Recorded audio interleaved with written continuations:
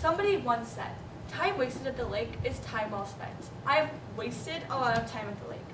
We rent a lake house every year on Lake Louise, and my whole family comes to stay at it.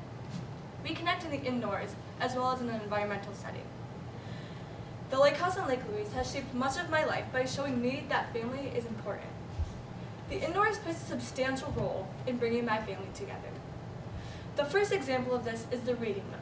The reading nook is on the upstairs. It's a cove filled wall to wall with books, a huge window in the back, and a hammock strung from wall to wall. In the reading nook, we like to play pretend games with the little kids, swing on the hammock, or, obviously, read books. The second example is the bunk beds. Now, a lot of people don't like the closeness that's associated with bunk beds, but I do. I love how it forces my family to come together. The most prime example of this is me and my cousin. We will stay up till 3 o'clock in the morning just sharing teenage gossip, which guys we think are hot, what book we just read, or what our favorite song is. The last example of the indoors that brings our family together is the pole barn. The bottom floor is just like a regular barn, with lawnmowers, shovels, wheelbarrows, stuff like that. But the upstairs is like a game room. When we were little, we used to put on puppet shows for our whole family. But now that we're older, we play Mario Party and Zelda on the Nintendo 64 and pool. But when I say we play pool, what I really mean is we start to play it, and then we realize that we can't play pool, so we just start throwing the balls up and down the table and call it good. Although these things bring us together, we spend most of our time together at the lakeside. The first example of this is obviously the lake. At the lake, we do normal people stuff. Swim, kayak, paddleboard, look for rocks, canoe, stuff like that.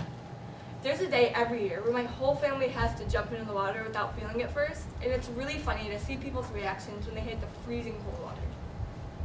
The second example is the trail that we have. It's not really a trail, it's more like the road that leads to all the cabins, but we call it a trail because we like to take walks on it. My papa is like a nature freak. He can tell you what bird is sitting on that branch, what leaf just fell on the ground, or what bug is scurrying across your path. A really fond memory that I have on this nature trail is the wheelbarrow.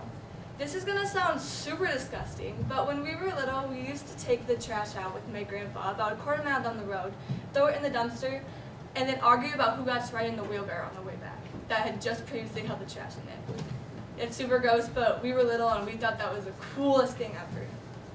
The last example is the dock. The dock that leads out to our water has brought so many memories with me. The best one is with me and my great aunt Jan.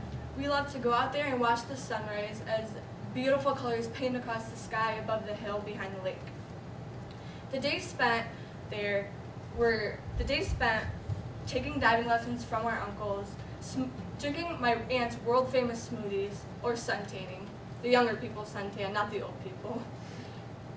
The natural setting really pulled us together in every possible way. Lake Louise has taught me that family is a critical part in my life. Family is prominent indoors, whether we get together in the book nook, share secrets in the bunk beds, or play games in the barn. It also influences outdoors, sharing moments on the dock, taking walks on the trail, or bonding in the lake. Even though time at the lake is time well spent, it's even better spent with your family.